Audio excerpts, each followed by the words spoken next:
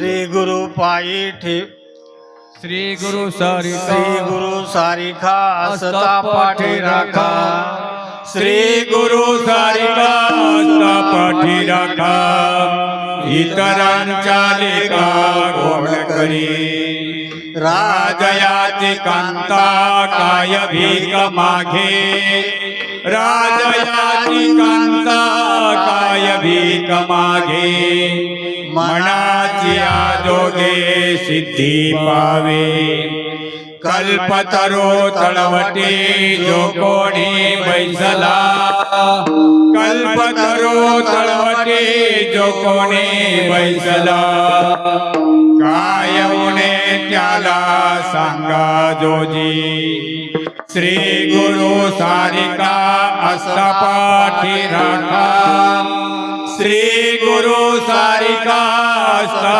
पाठी राखा इतरांच्या लेखा कोण करी ज्ञानदेव म्हणे तरलो तरलो ज्ञानदेव म्हणे तरलो तरलो आता उद्धरिलो गुरु कृपे श्री गुरु सारिका असता पाठी राखा श्री गुरु सारिका असता पाठी राखा इतरांच्या लेखा कोण करी विठ्ठला विठ्ठला विठ्ठला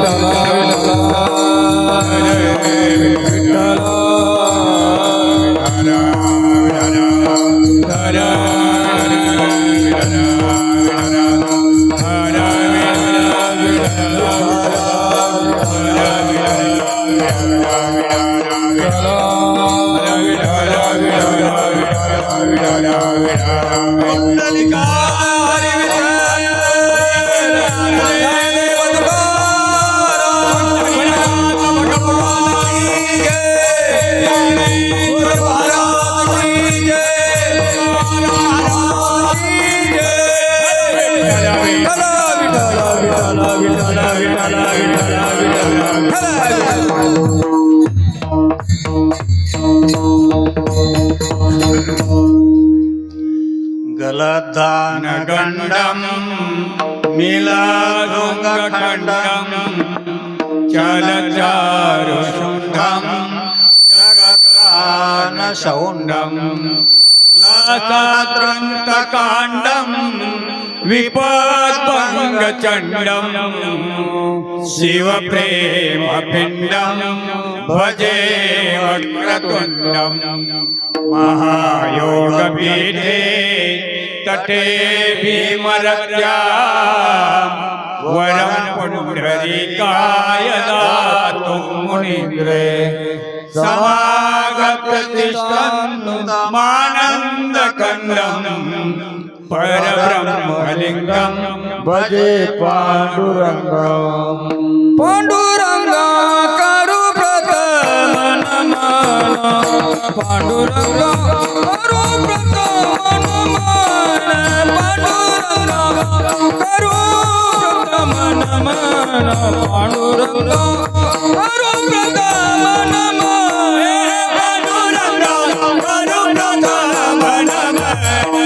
पांडुरंग करो प्रथम नमः पांडुरंग करो प्रथम नमः पांडुरंग करो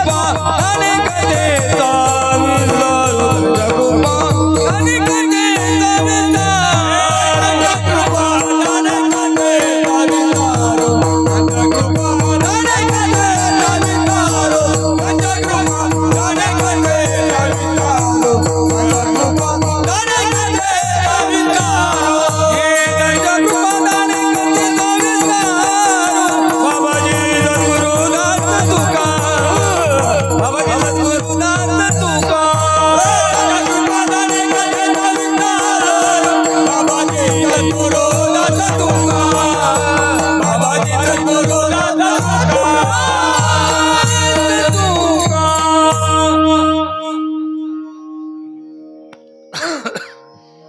गुरुर्ब्रह्मा गुरुर्विष्णू गुरुर्देव महेश्वरः गुरुर्साक्षात् परब्रह्मा तस्मै श्री गुरवे नमः तस्मै श्री गुरवे नमः तस्मै श्री गुरवे नमः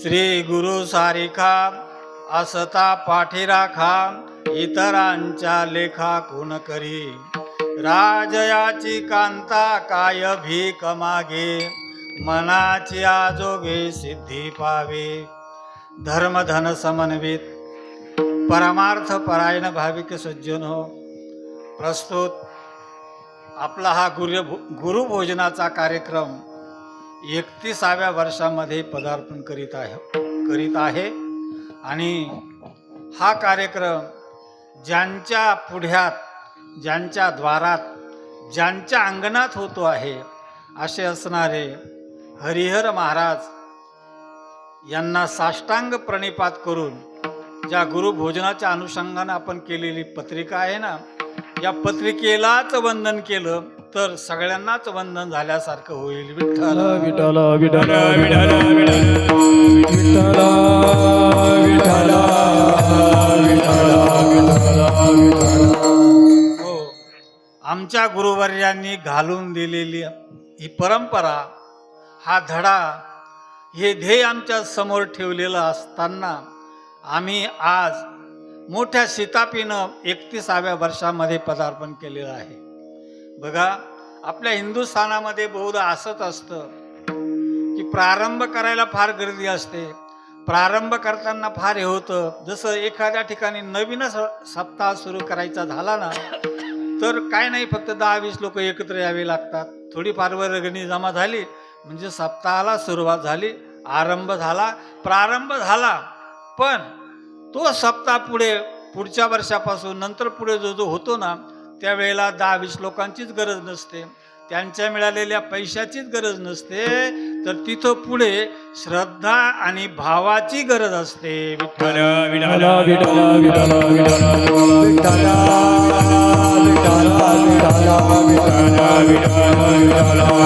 म्हणजे पुढे चालत असताना आमच्या ठिकाणी श्रद्धेचं बळ वाढलं पाहिजे भावाचं बळ वाढलं पाहिजे तेव्हा कुठे ती प्रगती होते आणि वर्षानुवर्षे कार्यक्रम टिकून राहतो. तर मला याद्वारा एवढं सांगायचं होतं की आपण 31व्या वर्षात पदार्पण केलं याचा अर्थच असा की आपल्या ठिकाणी गुरूंच्या बद्दल या अध्यात्म क्षेत्रामध्ये श्रद्धा आहे भाव आहे म्हणूनच ही वाटचाल विठ्ठल विठ्ठल विठ्ठल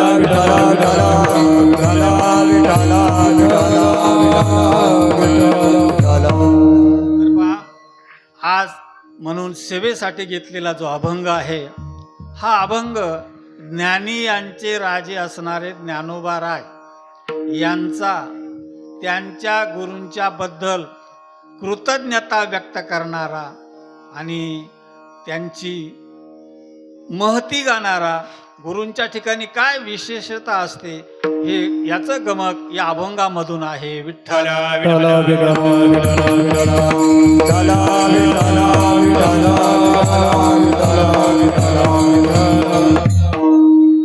परमार्थ आणि प्रपंच म्हटल्यानंतर दोनही क्षेत्रामध्ये गुरुची नितांत आवश्यकता असते. साधा प्रपंच करायचा झाला तरी स्वतःच्या बुद्धीनं न करता काही विशेष करायचं असलं तर दुसऱ्याचे अनुभव असतात, दुसऱ्यांना त्याची जाणीव असते, माहिती असते, म्हणून त्यांना विचारून ते काम करीत जावं. तद्वत प्रपंचात जर गुरुची गरज आहे तर परमार्थात नितांत असणारच ना. पहा, म्हणून या अध्यात्म क्षेत्रामध्ये परमार्थामध्ये गुरूंची नितांत आवश्यकता असते. गुरु या इमारतीचा, या मंदिराचा खऱ्या अर्थानं पायाच असतात आणि पाया जर भक्कम असला ना तर वर किती काम केलं तरी ते टिकू शकतं. तसं अध्यात्म क्षेत्रामध्ये गुरूंचं सानिध्य लाभलं, गुरूंचा अनुग्रह लाभला तर आमचं जीवन भव्य दिव्यतेला, कळसापर्यंत जाण्याला काहीच हरकत नसते. या अनुषंगानं आपण बघूया की माऊलींचा अभंग आहे. माऊलींच्या सारख्यांनी असं म्हणावं की श्री गुरु सारिका असता पाठी राखा, इतरांच्या लेखा कोण करी. पहा, वास्तविक माऊली हे ज्ञानियांचे राजे आहेत, ज्ञानियांचे महाराव आहेत. एवढे ज्ञानियांचे राजे महाराव असणारे ज्ञानोबाराय प्रत्यक्षात साक्षात भगवान महाविष्णूचा अवतार असणारे ज्ञानोबाराय. पण गुरूंच्या बद्दल त्यांना जर विचारलं ना तर मी जो काही एवढा मोठा झालो असेल, जेवढ्या काही मला या अध्यात्म क्षेत्रातल्या पदव्या असतील ना, या सगळ्यांना कारण माझे गुरु आहेत. गुरूंचा बोट धरूनच मी इथवर आलो आणि मोठा झालो. विठ्ठल विठ्ठल विठ्ठल विठ्ठल विठ्ठल विठ्ठल विठ्ठल विठ्ठल विठ्ठल. म्हणून अध्यात्म क्षेत्रामध्ये परमार्थामध्ये गुरूंची नितांत आवश्यकता असते, फार गरज असते. गुरूंच्या शिवाय अध्यात्म क्षेत्रामध्ये वाटचालच करता येत नाही. गुरु असावाच, पण आम्ही आमच्या जीवनामध्ये असे काही गुरु शोधतो ज्याप्रमाणे माऊली एकनाथ बाबा असं म्हणतात की मंत्र तंत्र उपदेशिती, घरोघरी गुरु आहे ती आई ती, परिसद वस्तू ते मिळविती, त्या ते श्रीकृष्ण सद्गुरु मानी. बघा, भगवान श्रीकृष्ण सुद्धा सद्गुरूंना मानतात. पण कुणाला मानतात? मंत्र तंत्र उपदेशिती, घरोघरी गुरु आहेत आई ती. हे घरोघर असणारे गुरु, मंत्र तंत्राचा उपदेश करणारे गुरु हे नाहीत. मग कोणते गुरु? सद्वस्तू ते मिळविती, त्या ते श्रीकृष्ण सद्गुरु मानी. जे सद्वस्तूची प्राप्ती जे करून देतात, सद्वस्तूची धारणा ज्यांच्या मार्फत आपल्याला मिळते, होते, ते सद्गुरू असतात. आणि असे असणारे जे सद्गुरू आहे ना, ते सद्गुरू तुमच्या आमच्या जीवनामध्ये काहीतरी पूर्वार्जित असतं आणि त्या पूर्वार्जितामुळे, त्या भाग्योदयामुळे, चांगले कर्म आपण मागच्या जन्मात केलेले असल्यामुळं त्या गुरूंचं सानिध्य, त्या गुरूंचा लाभ आपल्याला या जीवनामध्ये होत असतो, एरवी नाही होत. पहा, गुरु, गुरु शब्द त्याचा अर्थच असा आहे की जो अज्ञानाच्या अंधकारातून काढून प्रकाशाकडे घेऊन जातो ना, तो गुरु. गु शब्द अंधकार असती, रु शब्द तर निरोधका. हा पहा, तो रु शब्द निरोधक आहे. गु शब्द त्याचा निरोधक असणारा, रु शब्द अर्थात अज्ञानातून जो आपल्याला बाजूला काढतो, वर आणतो, त्याला गुरु असं म्हटलं जातं. आणि मग हे जे गुरु आहेत ना, हे गुरु परमात्म्यापेक्षा, देवापेक्षा सुद्धा यांचं मोठेपण सिद्ध होतं. विठ्ठल विठ्ठल विठ्ठल विठ्ठल विठ्ठल. जसं गुरु गोविंद दोऊ खडे, काके लागू पाव, गुरु बलिहारी जिने गोविंद दियो बताय. आपल्या समोर जर भगवान आणि गुरु आले ना, तर दोघांमध्ये श्रेष्ठ कोण असं म्हटल्यानंतर, विचारल्यानंतर गुरु श्रेष्ठ आहेत. का तर त्या गुरूंनी त्या भगवंताची जाणीव आम्हाला करून दिली. एरवी भगवंत आले असते, आम्हाला त्यांना ओळखण्याची अशी कॅपॅसिटी आमच्यात नाहीये. या चर्मचक्षुंनी आम्ही त्या डोळ्याला, त्या देवाला पाहूही शकलो नसतो. पण गुरूंनी त्या देवाची ओळख आम्हाला करून दिली. जसं नाथबाबांच्या जीवनामध्ये जनार्दन स्वामींनी त्यांना त्या भगवंताची ओळख करून दिली. जेवढे म्हणून संत झालेले आहेत ना, प्रत्येकाच्या जीवनामध्ये गुरु आलेले आहेत. गुरूंचा बोट धरल्याशिवाय कुणीच मोठं झालेलं नाही. मीराबाई सारखी रैदासांची शिष्या होते. म्हणजे सांगायचं असं काय की गुरु हा शब्द एवढा मोठा आहे, एवढा मोठा आहे. माऊली असं म्हणतात की असे असणारे जे श्री गुरु आहेत आणि ते श्री गुरु, त्या श्री गुरूंना प्रत्यक्षात भगवान कृष्ण आणि प्रभू राम त्यांची सेवा करतात, त्यांच्या सानिध्यात राहतात, त्यांच्या जवळ जवळ राहतात. पहा, असं सांगितलं जातं की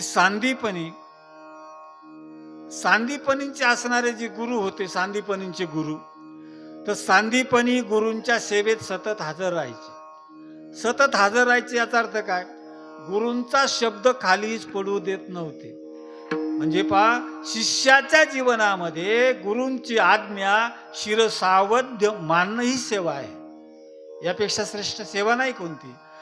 गुरूंनी केलेला उपदेश, गुरूंनी केलेली आज्ञा जो शिरसाबंद्य मानतो आणि त्यानुसार चालतो ना, तो आज्ञाधारक शिष्य म्हणावं. पहा, तर सांदीपनींचे गुरु, सांदीपनी त्यांच्या गुरूंचा हा शिष्य आहे. सांदीपनी असे अनेक शिष्य होते त्यांना, पण सांदीपनी त्यांच्यापेक्षा काही वेगळाच होता. सांदीपनी खूप बुद्धिमान नव्हता आणि खूप अडाणी नव्हता. असा मध्यम बुद्धीचा सांदीपनी होता. विठ्ठल विठ्ठल विठ्ठल विठ्ठल विठ्ठल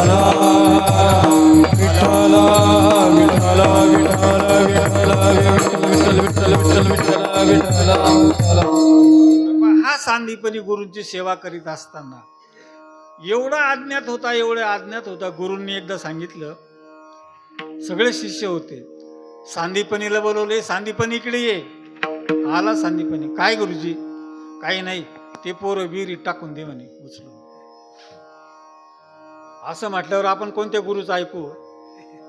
कोणत्या गुरुचं ऐकणार आपण? कुणाचंच ऐकणार नाही, कारण हे ऐकण्यासारखंच नाही ना. पोरं उचलून विहिरीत टाकायचे म्हटल्यावर. तर पहा, सांदीपनीने गुरूंची आज्ञा तोंडातून शब्द निघाल्यावर ते पोरं उचलले आणि विहिरीत टाकून दिले. आता विहिरीत टाकल्यानंतर बाकीचे जे शिष्य होते त्यांनी त्या पोरांना वाचवलं. गेलं कोणीच नाही, वाचले सगळे. पण मला हे सांगायचं होतं की गुरूंच्या मुखातून निघालेला शब्द सांदीपनीनं कधीच खाली पडू दिला नाही.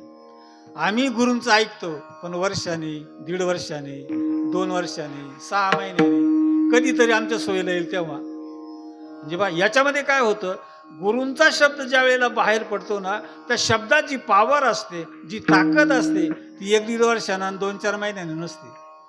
ती घटून जाते सगळी. त्याचा असर सुद्धा पडत नाही काही. म्हणून सांदीपनीचं जीवन हे दाखवतं. एकदा सांदीपनींना जवळ बोलवलं गुरूंनी, आणि जवळ बोलवल्यानंतर अनेक शिष्य परिवार जवळच होता, आणि सांदीपनी सांगितलं, जा, ती माझी झोपडी आहे ना, तिला आग लावून दे. उठला आणि लगेच काडी लावून दिली. हो, म्हणजे बा, मला हे सांगायचं आहे की सांदीपनी एवढा अज्ञात राहायचा, एक शब्द सुद्धा खाली पडू देतच नव्हता. वरच्या वर तो झेलायचा. अशी सेवा त्यांनी केली. मी अगोदर सांगून गेलो, तो बुद्धिमान नव्हता आणि खूप अडाणी नव्हता, पण सेवाधारी होता. सेवा करण्याचं त्याच्याकडे हे होतं. जसं एकनाथ बाबांचा गावबा होता ना, तो बी काही बुद्धिमान नव्हता, पण त्या गावबाला सुद्धा गुरूंचा उपदेश झाला, ज्ञान झालं, आणि त्या गावबानं त्या नाथबाबांचं राहिलेलं रामायण, राहिलेला ग्रंथ पूर्णत्वाला नेला. एवढी बुद्धी त्याच्यामध्ये आली. हा कशाचा प्रताप आहे? त्या गुरूंच्या आज्ञेचा प्रताप आहे. म्हणून गुरूंची आज्ञा ही सर्वश्रेष्ठ असते. हो, आणि गुरूंच्या आज्ञेला जो खऱ्या अर्थानं मानतो ना, त्याचं जीवन कृतार्थ झाल्याशिवायच राहत नसतं. विठ्ठल विठ्ठल विठ्ठल विठ्ठल विठ्ठल विठ्ठल विठ्ठल. तर बघा, वस्तुस्थिती अशी आहे की हा सांदीपनी शेवटच्या वेळेला बघा, ज्या वेळेला गुरुजींचं प्राणोत्क्रमण होणार होतं, तशी वेळ, समय जवळ आलेला होता. अशा वेळेला सगळा शिष्य परिवार तिथं जमा झालेला होता. आता गुरु थोड्या वेळासाठीच आपल्या बरोबर आहेत, जाणार आहेत, सर्व आहे तिथं. तर मग गुरुंनी ठरवलं होतं, आता मी तर जाणार आहे, बरोबर तर काही घेऊन जाणारच नाही. काय घेऊन जाणार आहे? स्थावर जंगम जे आहे ते इथलं इथंच राहणार आहे ना.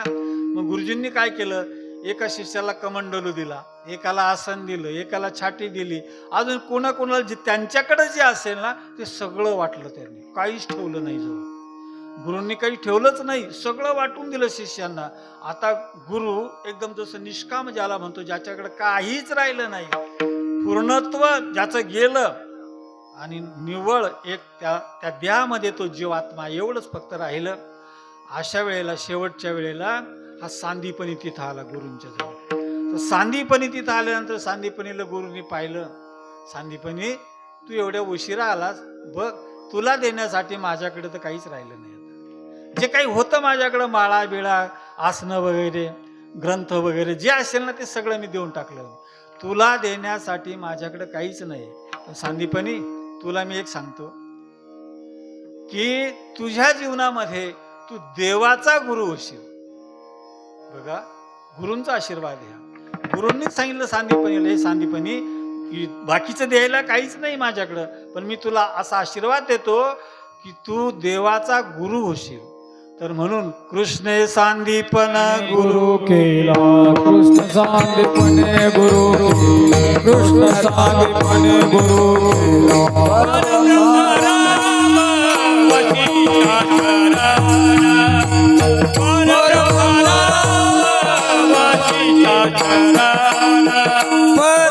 परब्रह्म राम वसिष्ठ शरण.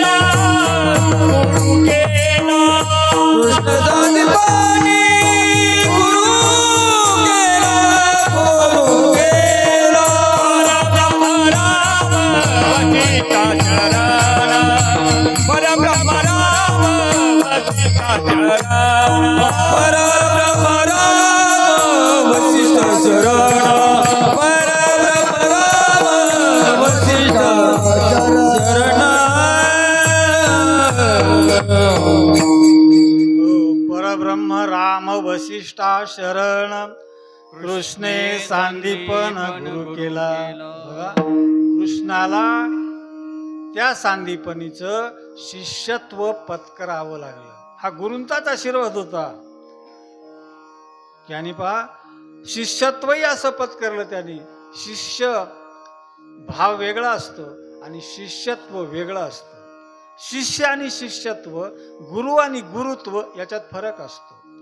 गुरु खूप असतात पण गुरुत्व त्यांच्यामध्ये आलेलं नसतं. शिष्य खूप असतात ना, माळा घातल्या म्हणजे शिष्य झालेच ना. शिष्य खूप असतात पण शिष्यत्व असणारे फार कमी असतात. ते सांदीपनी गुरु परमात्मा परेशु, गुरु परमात्मा परेशु, गुरु परमात्मा परेशु, गुरु परमात्मा परेशु. ऐसा जाचा दृढ विश्वासु, ऐसा जाचा दृढ विश्वासु, गुरु परमात्मा परेशु, गुरु परमात्मा परेशु, गुरु परमात्मा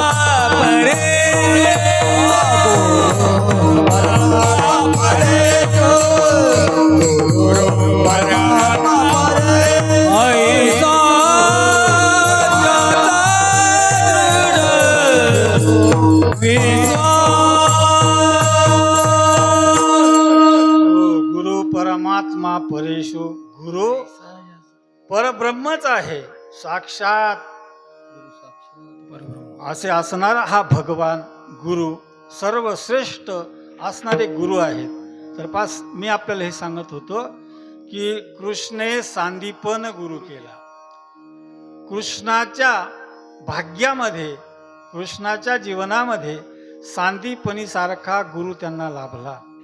आणि पहा, भगवान कृष्ण वास्तविक बघितलं तर ते भगवान आहे, पण भगवंताला देखील ज्यांना आम्ही पूर्ण अवतार असं म्हणतो, असा पूर्ण अवतारानं युक्त असणारा हा भगवान, पूर्ण अवतार ज्याच्यात परिपूर्णता आहे, असा हा भगवान सांदीपनींच्या आश्रमामध्ये जातो.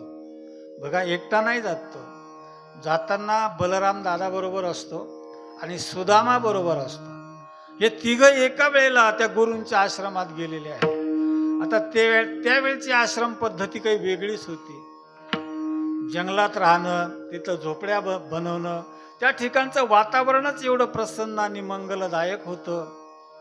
आणि त्या वातावरणामध्ये भगवंताला देखील रमावं असं वाटणार ते वातावरण. आणि त्या सांदीपनींच्या आश्रमामध्ये सांदीपनींची पत्नी आणि अनेक शिष्य लोक त्या ठिकाणी असायचे. सांदीपनी हे कुलपती होते.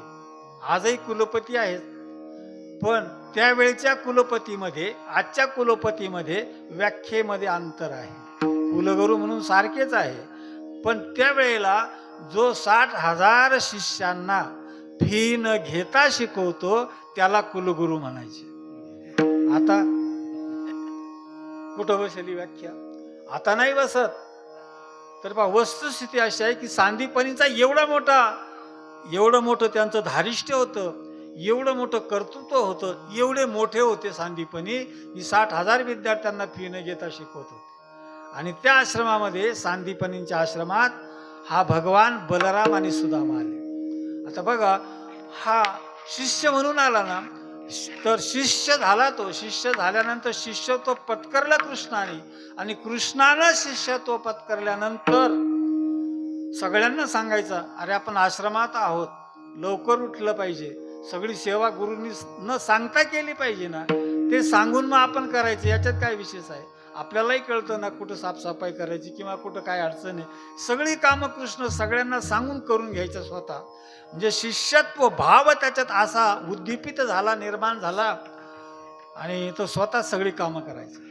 आणि स्वतः गुरूंच्या आज्ञेत, शब्दाच्या बाहेर नाही बरं का. कृष्ण या जगाचा नायक, अखिल कोटी ब्रह्मांड नायक गुरूंच्या शब्दामध्ये राहतो. आणि पहा, त्या गुरूंच्या शब्दात राहत असताना एके दिवशी काय झालं, गुरु कुठे बाहेर गेलेले होते, कुठल्या तरी आश्रमात, त्या वनातच. तर सांदीपनींची आई म्हटली, सांदीपनींची बाई म्हटली, आता कृष्णाची आईच ती, अरे कृष्णा, अरे स्वयंपाकासाठी इथं सरपण नाही, काड्या नाही, काही नाही. कृष्ण म्हटलं ठीक आहे, जातो ना आम्ही. कृष्ण पुढे निघाले. बलराम दादा, सुदाम, अनेक शिष्य लोक सर्व गेले. आता जाताना आता सांदीपनीच्या पत्नीला असं वाटलं, आता हे जंगलात जाणार, काड्या जमा करून आणणार, यांना भूक लागली तर हे तिथं काय करणार. म्हणून कोणीतरी दिलेले फुटाणे होते थोडे, ते फुटाणे दिले. कृष्णाला म्हणे फुटाणे घे, सुदामाला म्हणे घेऊन जा, भूक लागली तर खा. तर बघा, आपल्याला माहिती, मी त्याच्यात सांगून वेळ घेत नाही. तर तिथं गेल्यानंतर हा सुदामा एकटेच फुटाणे खातो, हे आपल्याला माहिती आहे.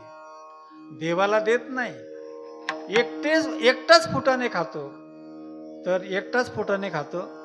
देव त्याला विचारतात, पाठीमागे चाललेला असतो कृष्ण, सुदामा पुढे असतो, त्यांच्या डोक्यावर त्या काड्या असतात, पण ते फुटाणेच असतात ना, ते हरभरेच असतात ना. ते दाताखाली आले म्हणजे वाचणारच ना. पहा, कुरडई असते ना, तुम्ही किती गप्प खा तिचा आवाज येणारच. म्हणजे कुरडई ही चोरून खायची वस्तू नाहीच, ती आवाजच करते हो. तसे हे फुटाणे आहेत.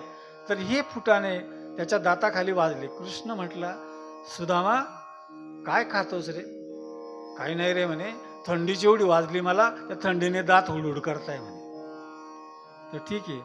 पहा, याचं खरं कारण त्यावेळेला माहिती पडलं की सुदामाही तसा नव्हता. मग सुदामाने देवाला ते हरभरे न देता स्वतः का खाल्ले? त्याला एकच कारण होतं, ते हरभरे त्या आश्रमात ज्यांच्याकडून आलेले होते त्या हरभऱ्यांची पावर होते की यक्ष श्री यक्ष असे होते. श्री यक्ष म्हणजे ती श्री जी आहे, संपत्ती आहे, हे जो खाईल त्याचं संपूर्ण सगळं संपून जाईल, त्याच्याकडे काहीच राहणार नाही, त्याच्या श्रीचा क्षय होईल. यक्ष श्री. तर सुदामा एवढा हुशार होता, पा मित्र असा असावा. सुदामाने विचार केला, हे हरभरे मीच खाल्लेले बरे, कृष्णाला देण्यात उपयोग नाही, कारण यक्ष श्री मी झालो तर चालेल पण कृष्ण व्हायला नको. कृष्ण श्रीकृष्णच राहिला पाहिजे आणि मी यक्षश्री झालो तरी चालेल, म्हणून हरभरे स्वतः एकट्यानेच खाल्ले. पण माझा सांगायचा आशय काय की ते आश्रमात राहणारे जे गुरुबंधू होते ना, त्यांच्यात इतकं जवळचं प्रेमाचं नातं होतं फारच, आणि एकमेकाला सोडतच नव्हते. असे असणारा तो शिष्य परिवार त्या सांदीपनींच्या आश्रमातला होता. पण ज्यावेळेला भगवान 64 कला 64 दिवसातच शिकले हो. आम्हाला एक कला शिकायला किती दिवस लागतात, एक कला शिकण्यासाठी पूर्ण आयुष्य जातं, तरी त्याच्यात पूर्णत्व येत नाही. हा 64 दिवसात 64 कला शिकला, अनेक ग्रंथ सगळं शिकलं गुरूंच्या मुखातून. आणि मग गुरुने सांगितलं, कृष्णा तुला जे जाणायचं होतं, जे तुला मिळवायचं होतं ते तू मिळवलंस, आता तू घरी जाऊ शकतोस. माझा सांगायचा आशय काय, कृष्णासारख्याला जो महाविष्णूचा अवतार आहे भगवान कृष्ण, त्या कृष्णाला गुरूंची सेवा करावी लागली, तेव्हा कुठे त्यांना कृतार्थता लाभली, परिपूर्णत्व जीवन झालं. असे श्री गुरु एवढे मोठे असतात, म्हणजे देवापेक्षा किती मोठे आहेत. देवांना शिकवतात, देवांना आश्रयाला ठेवतात. पण इंद्रदेव एवढा मोठा आहे ना, इंद्रदेवाने 12 वर्ष 1 महिना प्रजापतीची सेवा केली. आजवर कोणीच मोठा झाला नाही. जो मोठा झाला असेल तो गुरुचं बोट धरूनच झाला. विठ्ठल विठ्ठल विठ्ठल विठ्ठल विठ्ठल विठ्ठल विठ्ठल हो. तर बघा, आपल्याला मी हे सांगत होतो की हा भगवान एवढा मोठा होता, गुरूंच्याकडे शिकला, सवरला. गुरूंची आज्ञा मिळतात गुरु दक्षिणा द्यायची म्हणून त्या आईला भेटला. मी जातोय आता. तर आईला हृदयाची कळवळा जाणवला कृष्णाबद्दलचा. आईच्या डोळ्यामध्ये अश्रू आले सांदीपनीच्या पत्नीच्या. कृष्णा तू होता ना, तोपर्यंत माझी जी मुलं गेली होती ना, त्यांच्याबद्दल मला काही वाटलंच नाही. तू मला दिसत होता, तुझ्याबरोबर मी बोलत होते, आणि म्हणून त्यांची आठवण मला येत नव्हती. पण तू जर आता इथून गेला तर त्यांची आठवण मला सतावेल ना. मग काय करायचं आहे, काय दक्षिणा द्यायची. तर पहा, मेलेले मृत पुत्र जीवन त्यांना आणून दे म्हणे. कृष्णाने आणून दिली, गुरुदक्षिणा दिली आणि निघून गेला आपला कृष्ण. आणि पहा, निघून गेल्यानंतर हा भगवान कृष्ण आहे, त्याचा अवतार कार्य आहे. मला हे सांगायचं होतं की एवढा मोठा भगवान पण श्री गुरूंची सेवा करतो. प्रभू रामाने श्री गुरूंची सेवा केली. हे सर्व सेवाच करणारे आहेत. आणि आपण हा जो गुरु भोजनाचा कार्यक्रम ठेवलाय ना, खूप चांगला वेळ, खूप चांगलं निमित्त आपण शोधून काढलं असेल, आणि हा कार्यक्रम आपल्याला या ठिकाणी उपलब्ध झाला, मिळाला, आणि आम्ही त्याचा प्रारंभ करून आजपर्यंत या ठिकाणापर्यंत आलो. तर हे जे गुरुभोजन आहे ना, त्या गुरूंच्यासाठीच आहे ना. बघा, आपल्याला माहिती आहे की धर्मनाथ बीजेच्या निमित्तानं हा कार्यक्रम आहे. आता धर्मनाथ बीजेची परंपरा अगोदर जर आम्ही बघितली तर ती परंपराच आम्हाला हे शिकवते की आदिनाथ गुरु सकळ सिद्धांचा, मच्छिंद्र तयाचा मुख्य शिष्य, मच्छिंद्राने बोध गोरक्षासी केला. म्हणजे आलो ना आपण त्या गुरु परंपरेमध्ये. हा जो कार्यक्रम झाला ना, हा धर्मनाथ बीजेच्या निमित्तानं, म्हणजे त्यांच्याच परंपरेतलेच त्यांचे शिष्य शिष्य शिष्य प्रशिष्य असा समन्वय चालत आलेला आहे. म्हणजे ही सुद्धा गुरु शिष्य परंपराच आहे ना. ज्या अर्थी आदिनाथ गुरु, सगळ्या सिद्धांचा, नवनाथांचा, सगळ्यांचा गुरु कोण आहे? भगवान शंकर आहे. आणि तुम्ही आम्ही सुद्धा त्या नाथांचे, त्या भगवान शंकराचे, त्यांच्या शिष्य परिवाराचे अनुयायी आहोत. मग आमचं काम आहे ही परंपरा टिकवणं, जतन करणं, चालू ठेवणं आणि त्या निमित्तानं गुरुभोजन करणं, गुरूंना भोजन द्यायचे. पहा, सांदीपनींच्या जीवनामध्ये कृष्ण आले आणि कुलगुरू वशिष्ठांच्या जीवनामध्ये प्रभू श्रीराम आले. पहा, रामाने सुद्धा गुरूंची सेवा करावी. एवढी राम सेवा करायची ना, गुरु ज्या वेळेला झोपी जायचे तेव्हा राम झोपायला जायचे आणि राम जेव्हा झोपायला जायचे तेव्हा लक्ष्मण सेवा बाजूला करून बाजूला व्हायचं, सेवा करून बाजूला व्हायचं. म्हणजे किती चांगली परंपरा आहे. वडीलधाऱ्यांचा किती मोठा श्रेष्ठपणा आम्ही आजवर टिकून ठेवलेला आहे. आम्ही टिकून ठेवला नसता, पण आमची पूर्व परंपराच एवढी चांगली आहे की ती टिकविण्याला भाग पडते आम्हाला. विठ्ठल विठ्ठल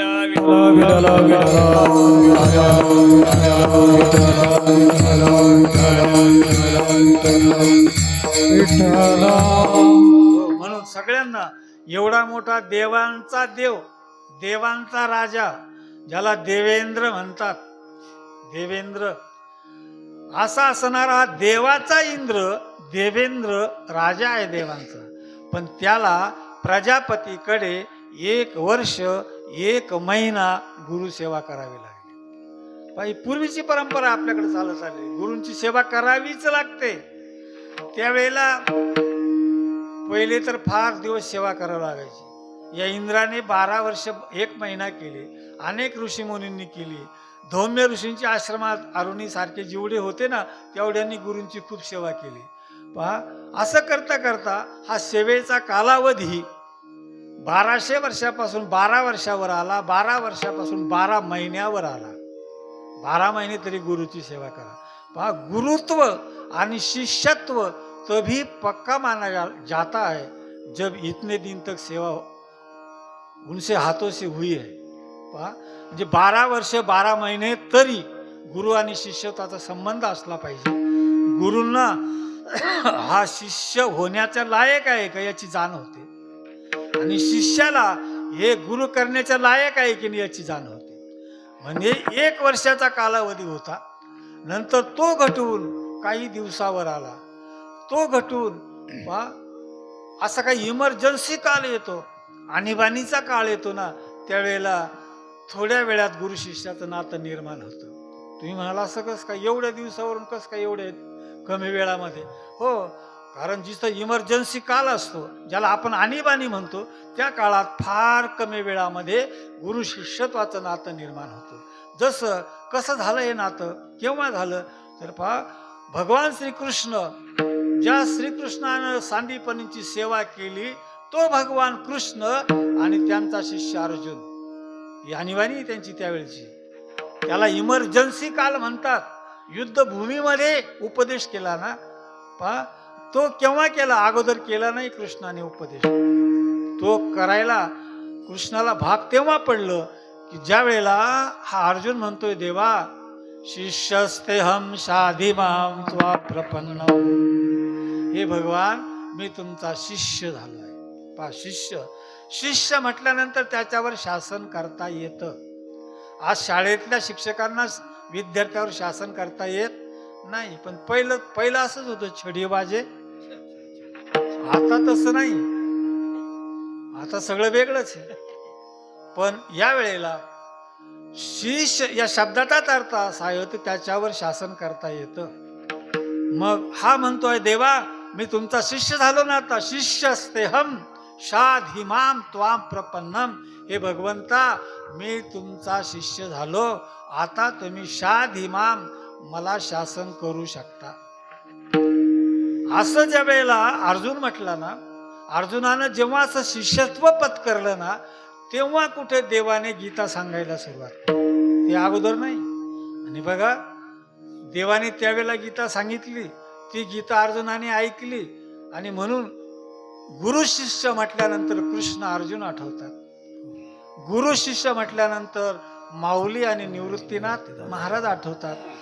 गुरु शिष्य म्हटल्यानंतर रामकृष्ण परमहंस आणि विवेकानंद आठवतात. विठ्ठल विठ्ठल विठ्ठल विठ्ठल विठ्ठल विठ्ठल विठ्ठल बघा, सांगायचा आशय हा आहे की हा भगवान कृष्ण त्यावेळेला गीता सांगतो, त्यावेळेला उपदेश करतो.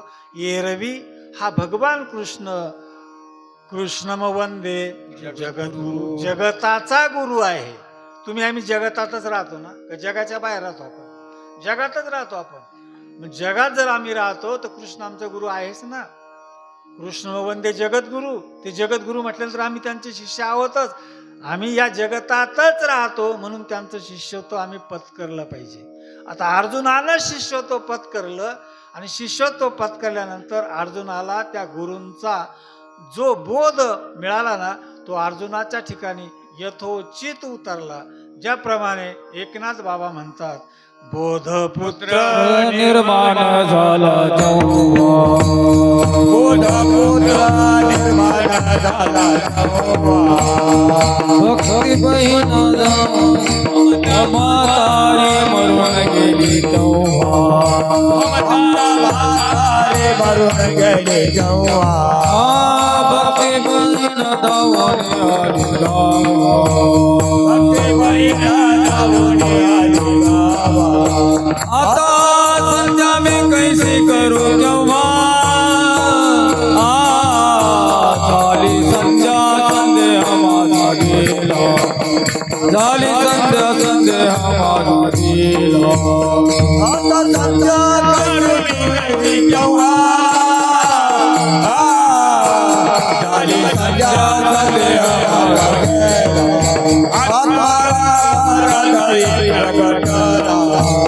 बुधपुत्र निर्माण झाला तेव्हा ममता म्हातारी मरून गेली तेव्हा भक्ती बहीण धावली गावा. आता संध्या कैसी मी करू केव्हा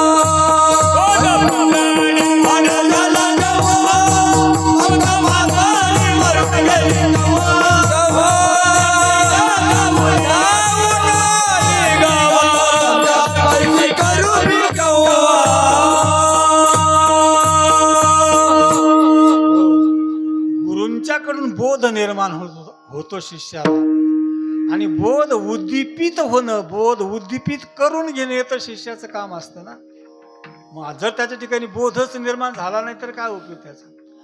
पण बोधपुत्र निर्माण झाला जेव्हा, अर्जुनाच्या ठिकाणी बोधपुत्र निर्माण झाला, हे कशाचं लक्षण आहे? कसं काय बोध निर्माण झाला? तर स्वतः ज्याप्रमाणे नाथ बाबा म्हणतात की ममता म्हातारी मरून गेली तेव्हा, म्हणजे अर्जुनाच्या ठिकाणी आता अहम आणि ममता राहिली नाही. केव्हा? कृष्णांच्याकडून गीतोपदेश श्रवण केल्यानंतर.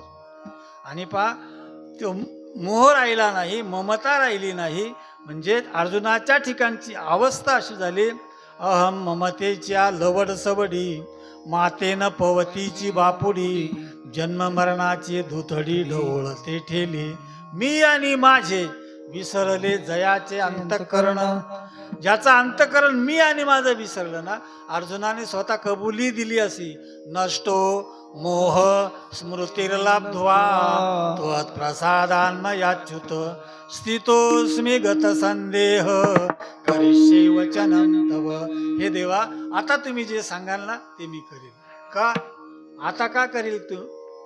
तर आता काय झालं म्हणजे, नष्टो मोह स्मृतिर्लब्ध्वा, माझ्या ठिकाणचा जो मोह होता ना तो सहकुटुंब निघून गेला. एकटाच नाही गेला, सहकुटुंब गेला. मग आता तुम्ही जे सांगाल ते मी करील, असे गुरु शिष्यत्वाचं नातं असतं.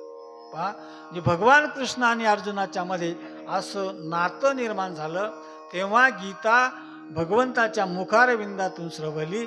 अर्जुनाने ती यथोचित अशा प्रकारे श्रवण केली की अर्जुनाच्या ठिकाणी बोध निर्माण झाला. आणि पहा, जो अर्जुन कौरवांना, द्रोणाचार्यांना, भीष्माचार्यांना आधी न पाहिल्यानंतर म्हणतो, देवा यांच्याबरोबर लढायचं का? हे तर सगळे माझेच आहे ना, मी यांच्याबरोबर लढत नाही आता, कारण यांच्याबरोबर लढण्यासाठी माझ्या अंगाला थरकाप सुटला म्हणे. हे गांडीव धनुष्य हातातून खाली गळू पडत आहे म्हणे. तर भगवान सांगतात, अर्जुना तू एवढ्यासाठी इथं आला नाही, हे तुझं काम नाहीये. तुझं काम कोणतं आहे ते भगवंताने त्याला यथोचित प्रकारे समजावलं, सांगितलं. तेव्हा कुठे अर्जुनाच्या ठिकाणी मग अर्जुन म्हणतो, देवा आता यथेच्छसी तथा करू, किंवा तुम्ही जे सांगाल ते मी करायला तयार आहे. आता माझ्या ठिकाणी त्यांच्याबद्दल जे प्रेम होतं, मोह होतं ना, तो राहिला नाही. नष्टो मोह स्मृतीर लब्ध्वा, तो मोह नाहीसा झाला, तो गेला. आता मोहच नाही. मग आता तुम्ही सांगाल ना ते मी करीन. आता यदा कदाचित तुम्ही मला जर पांडवांना मारायला सांगितलं तरीही मी मारेन. बघा, म्हणजे अर्जुनाची अशी स्थिती झाली. कशामुळे झाली? गुरुपदेशामुळे झाली, एरवी नाही. अर्जुन लढभैया होता, पांडव होता, सगळं काही चांगलं होतं, पण असली वृत्ती तेव्हा निर्माण झाली त्याच्यामध्ये ज्या वेळेला गुरूंचा उपदेश झाला, उपदेश मिळाला.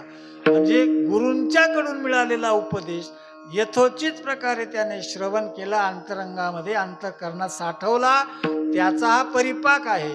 म्हणून असं जे अंतःकरण बदलण्याची किमया ज्यांच्यामध्ये आहे, असं ज्ञान जे देतात ते श्री गुरु असतात, ते श्री गुरु असतात. आणि असे श्री गुरु जीवनात मिळाले पाहिजे. पहा, असे श्री गुरु जीवनात मिळवण्यासाठी पहिलं भाग्य लागत असतं. एवढं आताच्या आता नाही होत, सगळं काहीतरी पूर्वार्जित असतं.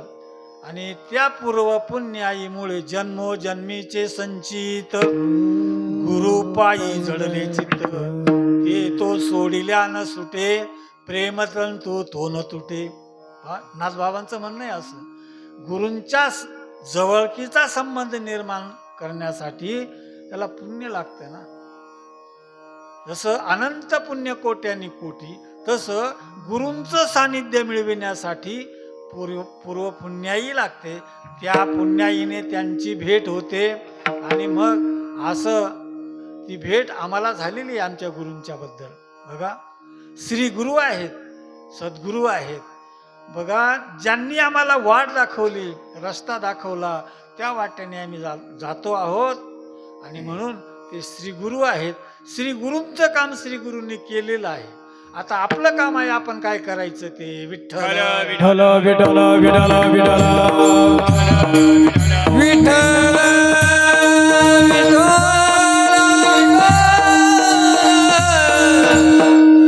आता आपलं काय काम आहे? गुरूंची सेवा करायची आहे, गुरूंच्या आज्ञेत राहायचं आहे, त्यांचा शब्द पाळायचा आहे. बस एवढंच आपल्याला करायचं आहे. गुरूंचं दिसणारं शरीर आपल्या समोर नाहीये आज. गुरूंची अंगयष्टी आमच्या समोर नाहीये, पण गुरूंचा बोध तर आहे ना. गुरूंनी दिलेली आज्ञा आहे ना, गुरुमंत्र आहे ना, त्यांनी जे दिलेलं आहे ते तर आहे ना आमच्याकडं. भले त्यांचा देह आम्हाला दिसत नसेल. आणि पहा, तो देह दिसला म्हणजे ते श्री गुरु आहेत असं नाही. कारण देहाच्या वर गेलेले असतात, देहाशी त्यांचा संबंधच नसतो.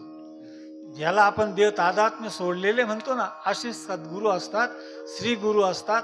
देहावर नाही, देहाच्या दृष्टीनं गुरूंना ओळखायचं नाही.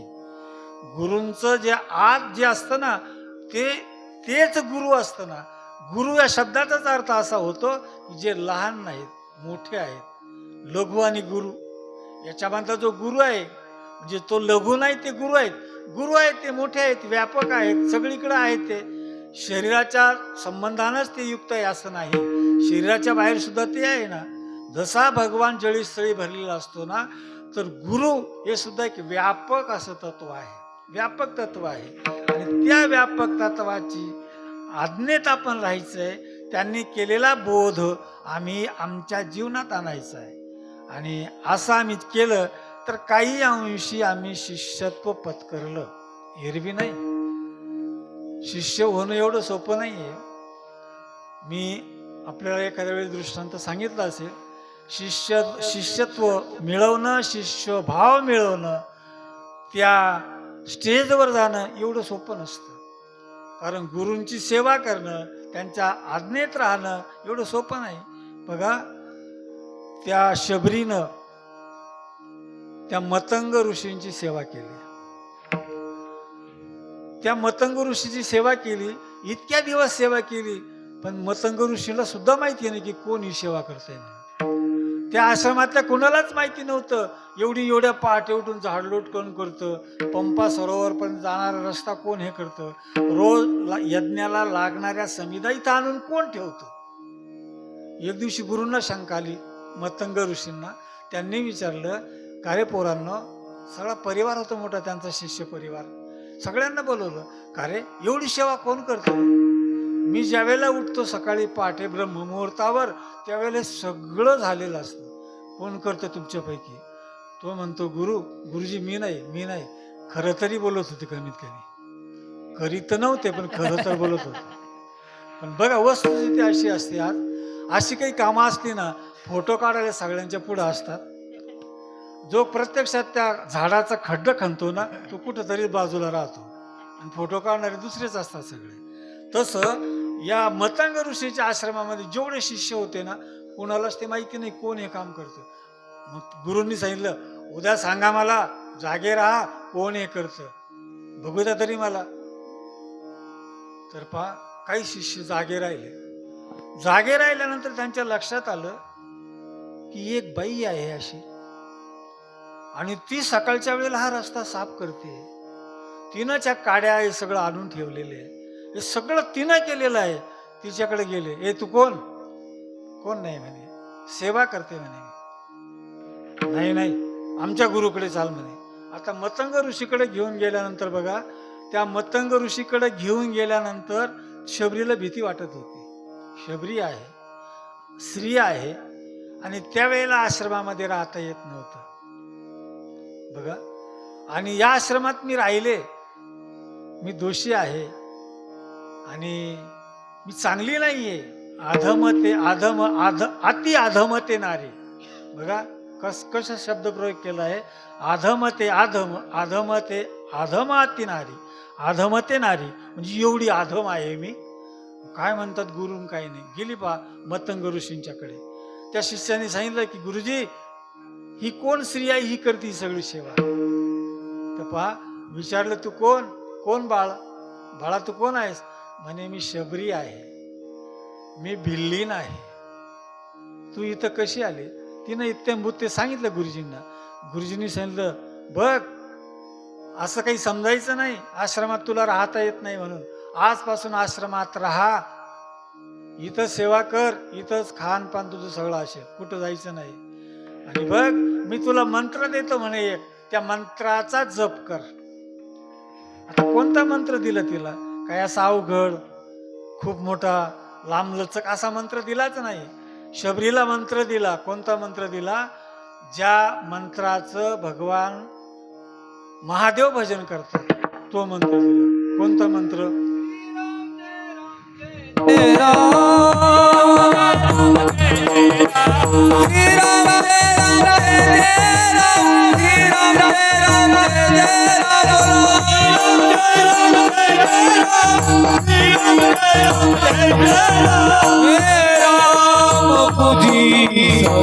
शिव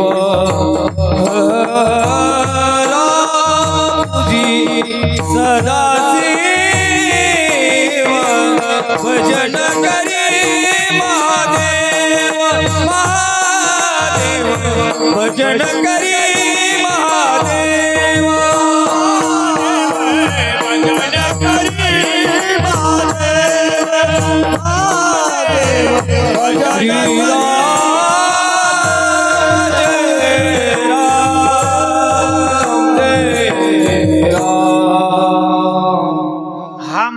त्या मतंग ऋषींनी शबरीला दिला.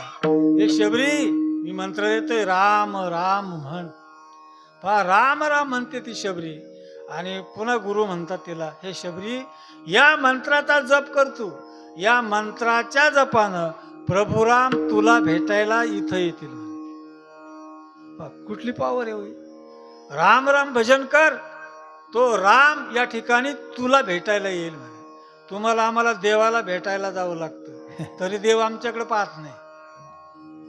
देव आमच्याकडे पाहत नाही तरी, पण हा राम शबरीच्या पर्णकुटीमध्ये जातो ना, गेलाय आपल्याला सगळ्यांना माहिती. मला फक्त एवढंच सांगायचं आहे, त्या मतंग ऋषीच्या शब्दावर त्या शबरीचा किती विश्वास आहे. गुरु चरणी ठेविता भावा, गुरु चरणी ठेविता भावा, गुरु चरणी ठेविता भावा, गुरु चरणी ठेविता भावा,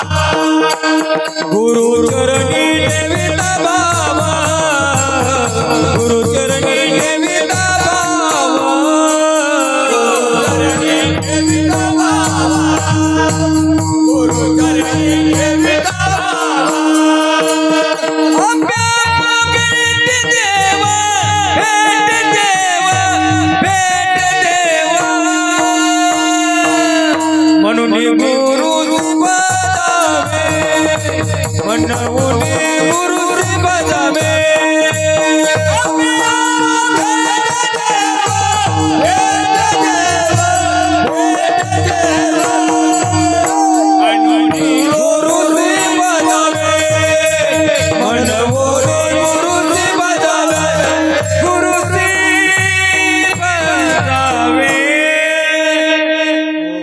म्हणून गुरुशी भजावे.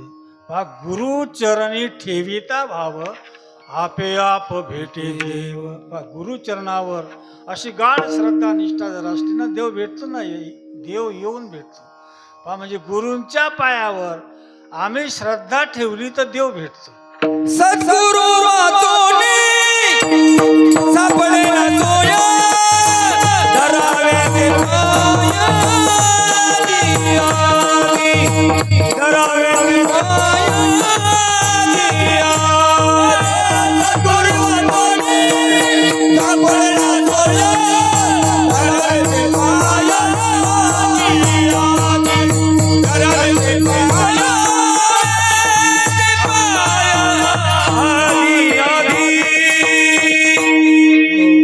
श्री गुरु एवढे मोठे असतात. शबरीनं गुरूंच्या त्या वाक्यावर, त्या शब्दावर अशी आढळ श्रद्धा ठेवली, विश्वास ठेवला. तेव्हापासून प्रभू रामाची वाट पाहिजे. तेव्हापासून माझ्या गुरुनं सांगितलंय राम भेटायला येणार आहे, माझ्या गुरुचा शब्द आहे, माझ्या गुरुनं सांगितलंय. एवढं धरून बसली ती शबरी, सारखं राम राम म्हणत राहायची. तिला झोपेत, सुषुप्तीत, कुठे सतत राम रामच म्हणायची, सतत राम राम. आणि रामाची वाट पाहिजे. बघा, ज्या वेळेला भगवंतासारख्याची वाट ती बघते आहे, रामाची वाट बघते आहे. वाट बघण्यासाठी मनुष्याच्या ठिकाणी प्रयत्न आणि पुरुषार्थ असावा लागतो. नुसती वाट बघितली लगेच आले असं नाही होत. वाट पाहावी लागते हो. जसं आपण म्हणतो ना, पाहे प्रसादाची वाट पाहावी लागते. पण आम्हाला वाट पाहायची सवय राहिली नाही आता. लगेच सगळं तुरतच पाहिजे, ताबडतोबच पाहिजे. वाट पाहणं आमच्या ह्याच्यात नाहीच आहे आता. पण जसं उदाहरणार्थ मी सांगत असतो, बिहारची माकडे एकदा मुंबईला आली म्हणे. आता तिथं आले, तिथून कोकणात गेले ते. आता कोकणात गेल्यानंतर कोकणामध्ये कोणते आंबे असतात? तुमच्याकडे येत नाही का जळगावपर्यंत?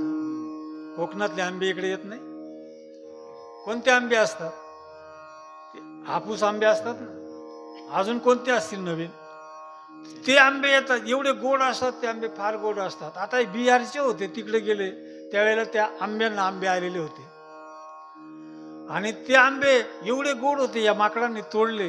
पण तोडणारा कसं काय तोडू दिलो तिथं राखणदार.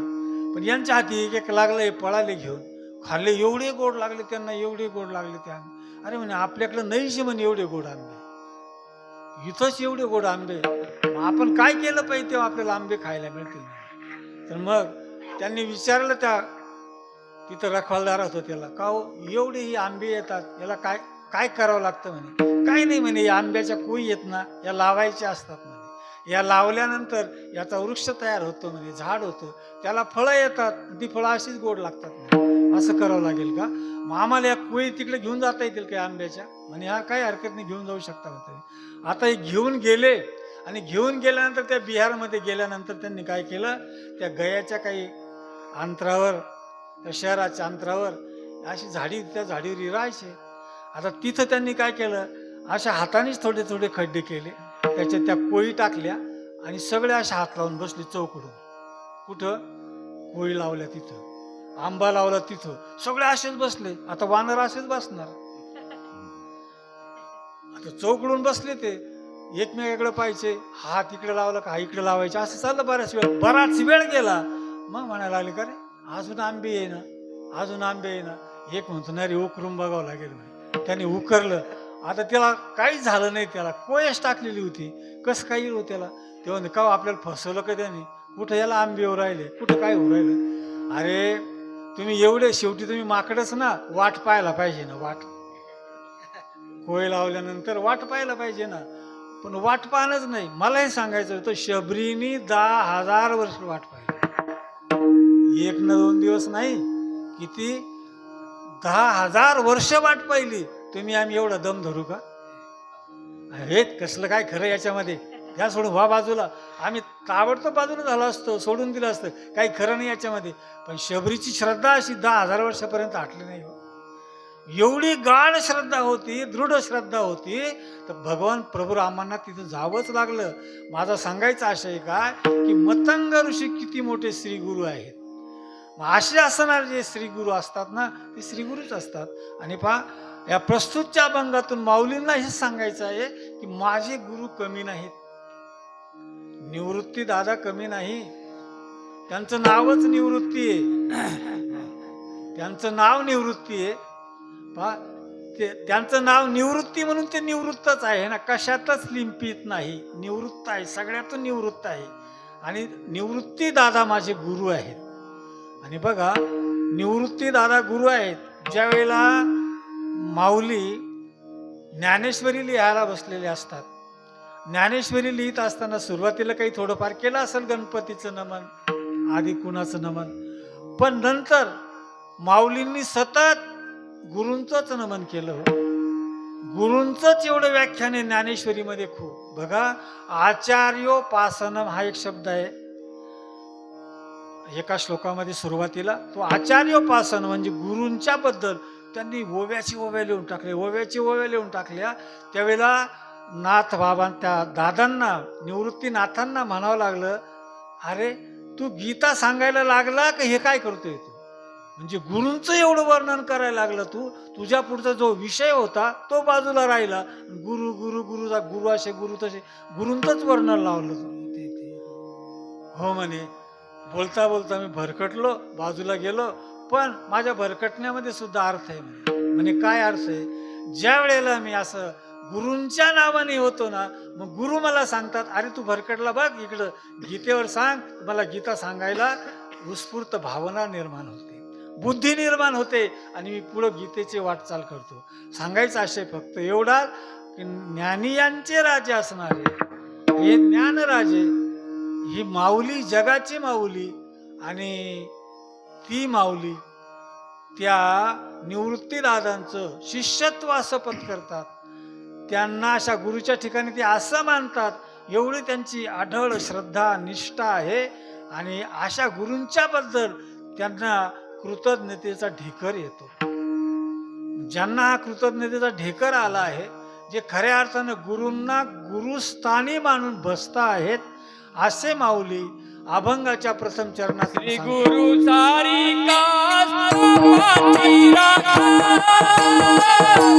श्री गुरु सारिका पाठी राखा, श्री गुरु सारिका पाठी राखा, श्री गुरु सारिका पाठी राखा,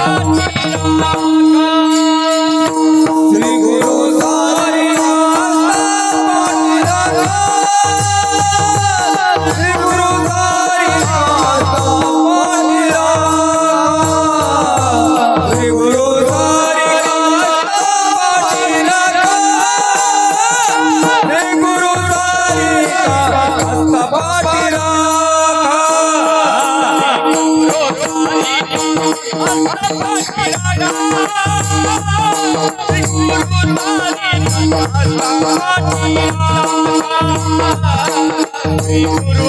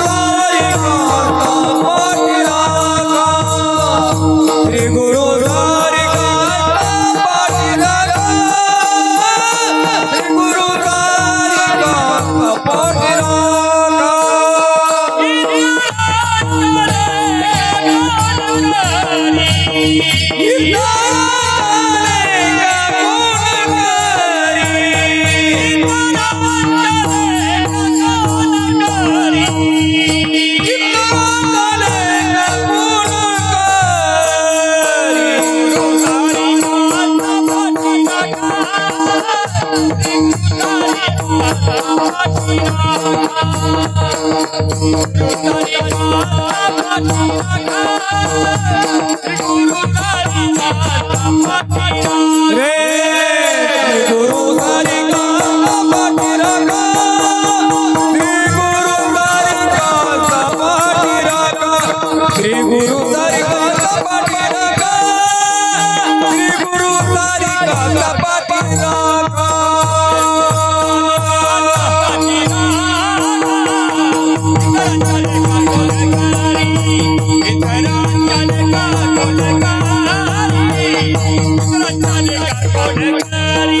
श्री गुरु सारी का पाठी राखा श्री गुरु सारी का पाठी राखा श्री गुरु सारी का पाठी राखा इतरा चाले का कोण करी इतरा चाले का कोण करी इतरा चाले का कोण करी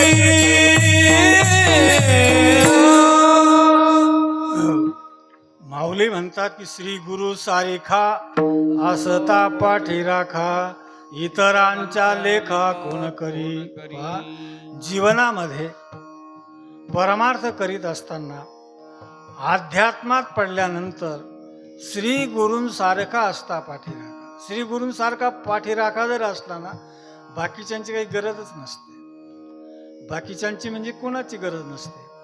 हो, परमार्थ करायला उपयोगात येणारं जेवढे काही साधनं असतील माध्यमं असतील ना त्यांची अजिबात गरजच पडत नाही.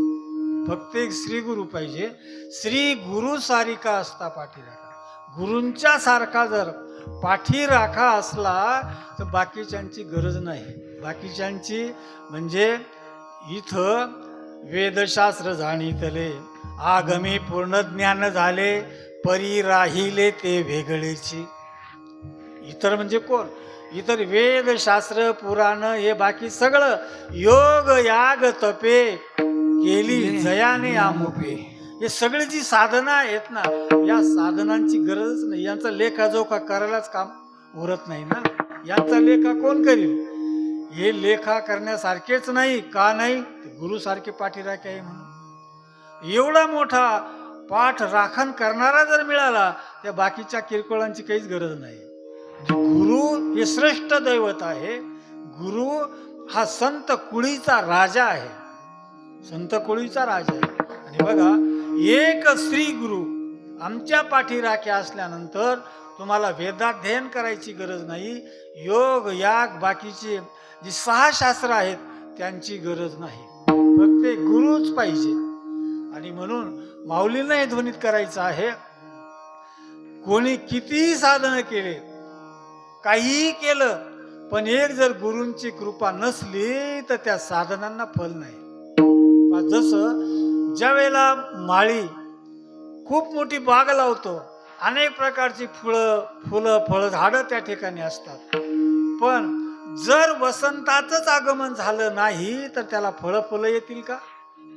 नाही येणार ना. वसंताचं आगमन होणं महत्वाचं आहे. तसं तुमच्या आमच्या जीवनामध्ये गुरुरूपी वसंत येणं महत्वाचं आहे. सद्गुरू श्रीगुरू हे वसंत आहेत. जोपर्यंत वसंत येत नाही तोपर्यंत झाडाला फुलं आणि फळं येत नाही. तर जोपर्यंत श्री गुरु आमच्याकडे येत नाही ना तोपर्यंत आपण इकडे तिकडे उड्या मारतो.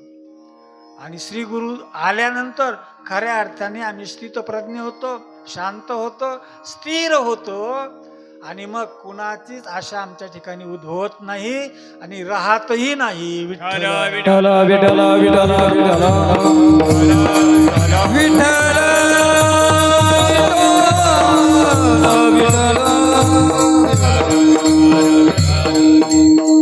म्हणून गुरूंचं आगमन वसंतासारखं आहे.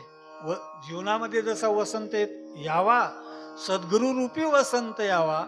माऊलींच्या जीवनामध्ये सद्गुरू रूपी वसंत आलेला आहे. माऊलींच्या जीवनात वसंताचं आगमन झालेलं आहे. एरवी विचार केला तर माऊली कोण? माऊली महाविष्णूचाच अवतार आहे. माऊली कोण? माऊली तर सगळ्या जगाची माऊली आहे. या विश्वाला स्वतःचं कुटुंब समजणारी एवढी मोठी व्यापक अंतःकरणाची माऊली आहे. तुमचं आमचं संकुचित अंतःकरण असतं. आम्हाला फक्त पायाजवळचं दिसतं, पण माऊलीला हे सगळं विश्वभरचा पसारा दिसतो. एवढं मोठं अंतःकरण ज्यांचं आहे, एवढी व्यापकता ज्यांची आहे त्या माऊलींनी म्हणावं श्री गुरु सारिका असता पाठी राखा. आम्हाला काहीच ज्ञान नाही, कुठलीच बुद्धी नाही, गुरु आणि शिष्य याच्यातला भेदभाव बी कळत नाही, काहीच नाही.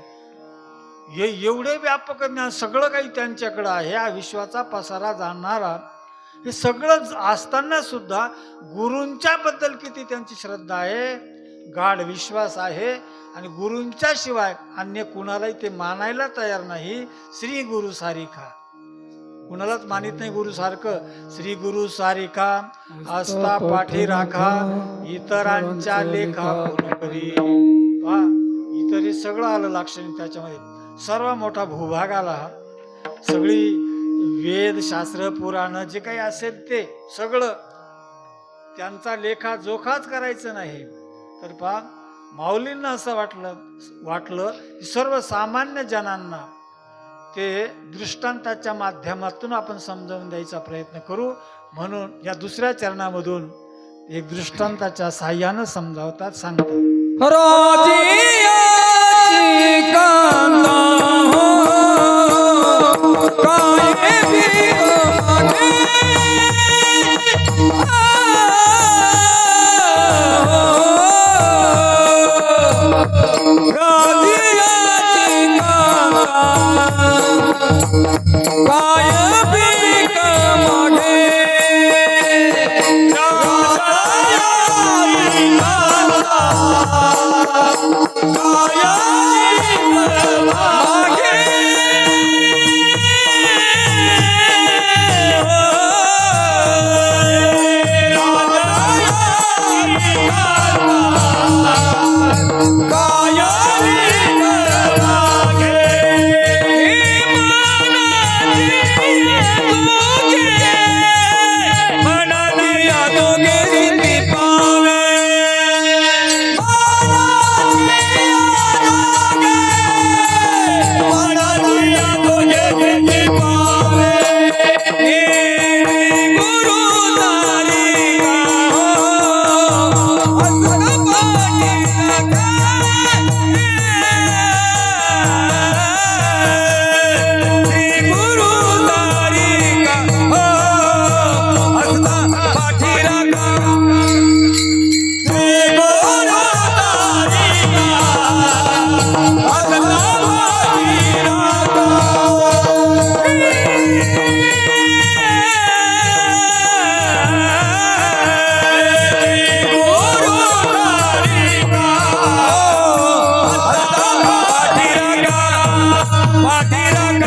भीक मागे.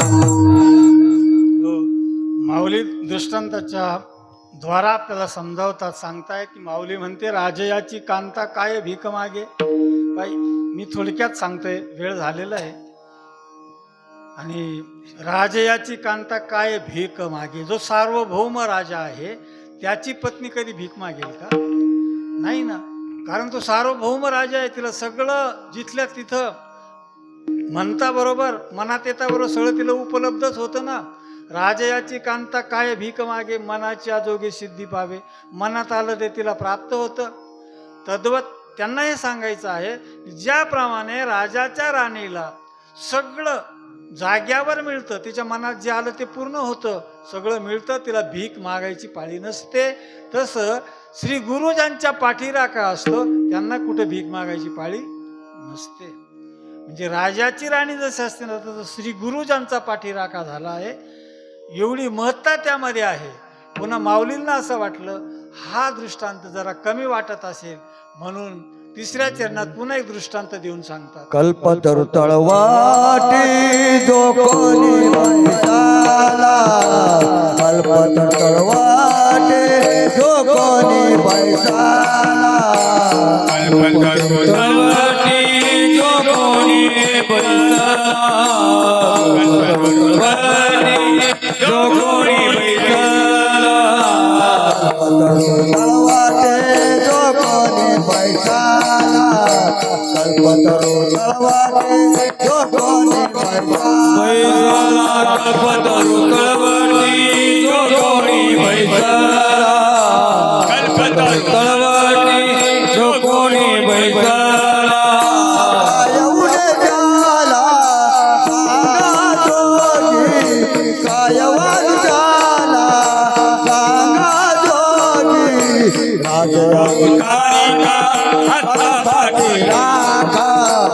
सद्गुरु सारे का असता पाठीराखा कायवानी त्याला सांगा जोगी कायवानी त्याला सांगा जोगी श्री गुरु सारे का असता पाठीराखा गुरु सारे का असता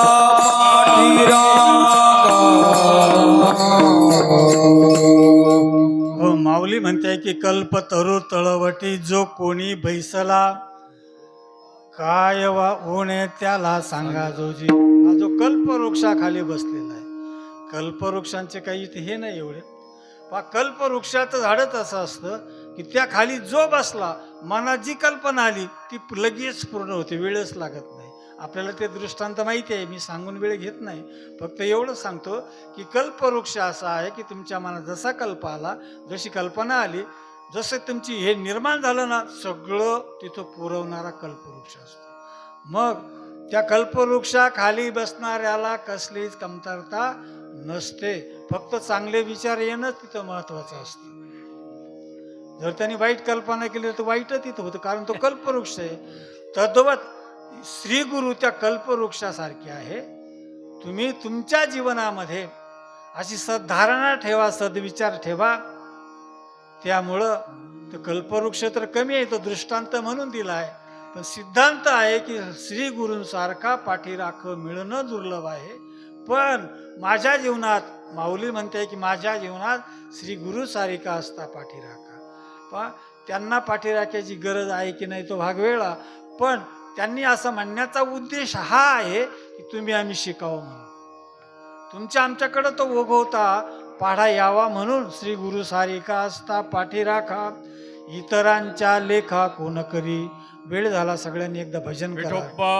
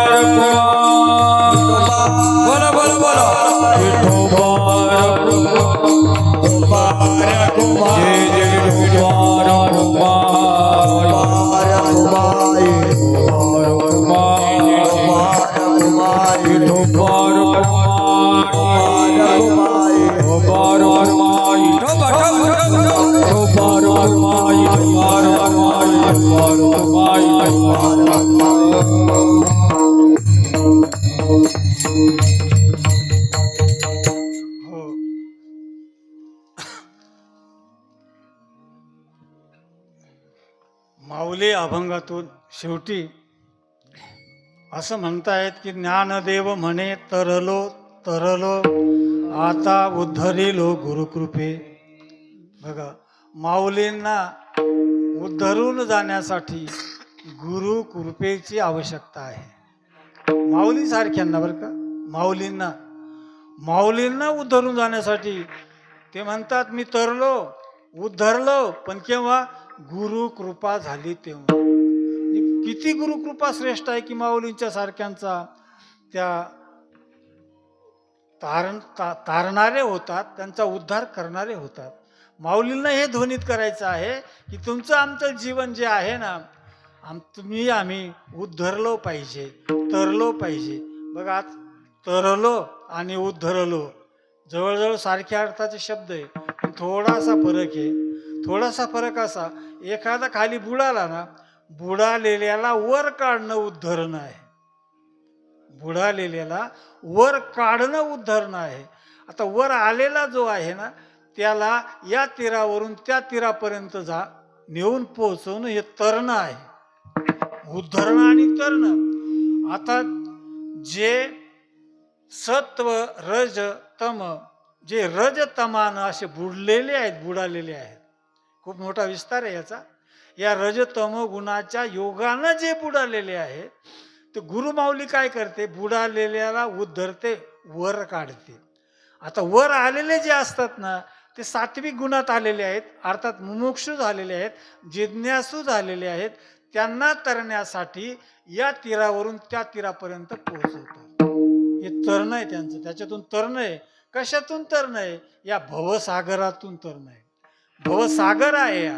जसं ते सागरातून तरण आहे, तसं या भवसागरातून तरण आहे. म्हणून भवसागरातून तरण्यासाठी सद्गुरु सारिखा आस्था पाठी राखा, सद्गुरु सारिखा सोयरा सज्जन, सद्गुरु सारिखा जीवाचा जीवलग. हे सगळं सद्गुरु सारखं असलं पाहिजे, तर त्यांच्यामुळं आपण यातून उद्धरून जाऊ शकतो. पण प्रश्न असा निर्माण होतो, उद्धारायची गरजच काय आम्हाला? अशी काही लोक असतात. तरायची गरजच काय आम्हाला? आम्ही बुडालोच नाही. म्हणजे नेमकं आम्हाला या भवसागराच्या दुःखाची जाणीवच होत नाही. म्हणजे आमचं अंतःकरणच एवढं निबरगट्ट झालं की या जाणीवेला, या दुःखाला आम्ही जाणतच नाही. पहा, म्हणजे एवढे निबरगट्ट अंतःकरण झालं आपलं की हे दुःख आहे हे सुद्धा वाटत नाही. आम्ही काय करतो, एक सुखाची घोंगडी पांघरून राहतो, पण आत दुःखच असतं ना हो. आत दुःख असतं. बाहेर फक्त सुखाची घोंगडी असते, पण आत दुःख असतं. जसं पहा, उदाहरणार्थ मी सांगत असतो की जर खऱ्या अर्थानं आम्हाला दुःखाची जाणीव झाली, तर त्या दुःखातून पलीकडे जाण्यासाठी, तरण्यासाठी आम्ही उपाय शोधू ना. पण त्या दुःखाची जाणीवच आम्हाला होत नाही. असा दृष्टांत सांगितला जातो. एका राजाचा वाढदिवस होता. राजाचा, समजा आपल्या महाराष्ट्रातला राजा असेल, कोणी मुख्यमंत्री असेल, त्याचा वाढदिवस आहे. आणि वाढदिवसाच्या दिवशी त्याने असं सांगितलं की जेवढे कैदी आहेत ना, त्या सगळ्यांना सोडून द्या, सगळ्यांना सोडून द्या. कारण राजाचा वाढदिवस करायचा होता. आता असं झाल्यानंतर बघा, त्यांचा जो प्रधान होता तो म्हणतो, असं कसं म्हणे, तुमचा वाढदिवस सगळ्यांना कसं काय सोडता येईल? फक्त तुम्ही असं म्हणा, कुणाला जेलमधून बाहेर पडायचं आहे, कोणाला त्या जेलमध्ये दुःख आहे असं वाटतं ना, त्यांनी बाहेर पडायचं. मग दुसऱ्या दिवशी, वाढदिवसाच्या दिवशी, प्रधान, तो राजा, मुख्यमंत्री सगळे आलेले आहेत. जेलमध्ये तशी दवंडीच त्यांनी पेटवली की ज्यांना खऱ्या अर्थानं या जेलमध्ये काय दुःख आहे, काय वाटतं, ते एका वाक्यात लिहून द्यायचं आहे म्हणे. तसं काही लोकांनी लिहून दिलं बरं का. पहिली चिठ्ठी आली, त्याच्यात लिहिलं होतं की राजे, प्रधानजी, जेलमध्ये सगळं चांगलं आहे, फक्त तंबाखूला लावायला ओला चुनाच भेटत नाही म्हणजे तेवढा पाठवा. आता बघा, दुसरी एक चिठ्ठी आली. त्या चिठ्ठीत असं लिहिलं होतं की सरकार, जेलमध्ये सगळी सुविधा आहे, फक्त सकाळी जो आम्हाला 8 वाजता चहा भेटतो ना, तो 6 वाजता मिळाला पाहिजे. प्रत्येकाने अशा समस्या सांगितल्या, प्रत्येकाने वेगवेगळ्या सांगितल्या. पण त्यात एक असा होता की साहेब, मी माझ्या थोड्याशा नजर चुकीनं, अल्पशा अज्ञानानं मी काही गुन्हाच केला असेल, सापडलो असेल, पण मला या गुन्ह्यातून तुम्ही मोकळं करा, या जेलमधून मला सोडवा, दुसरं काहीच नको. बघा, या बाकीच्यांनी जेलमधून सोडवा असं म्हटलंच नाही. त्यांना काही काही कमी होतं तेच त्यांनी मागितलं. पण हा एकच निघाला की मला या जेलमधून सोडवा, काहीही करा, या जेलमधून मला सोडवा. तसं या भवसागरातून, या संसारातून सोडवा म्हणणारे फार कमी असतात, गोवणारे जास्त असतात. एरवी आपण म्हणत असतो संसार दुःख मूळ, म्हणायचं असतं, जाणायचं नसतं. आणि यांनी एकाने जाणलं, आणि जाणल्यानंतर सरकारने, त्या मंत्र्यांनी, त्या प्रधानाने सुट्टी दिली त्याला, जेलमधून निघाला. बाकीचे तिथंच अटकले. म्हणजे कमीत कमी आम्ही इथवर तरी यावं ना, कमीत कमी इथवर तरी यावं ना. की या दुःखाची जाण आम्हाला होते, या दुःखातून आम्हाला सोडवा, या दुःखातून आम्हाला सोडवा. ते बरोबर तुम्हाला त्या दुःखातून तारतील. ज्ञानदेव म्हणे तरलो तरलो आता उद्धरिलो गुरुकृपा. म्हणून गुरुकृपा मिळविण्यासाठी आपला शिष्यत्व भाव आपण जागा करावा आणि गुरूंच्या आज्ञेचं पालन करावं.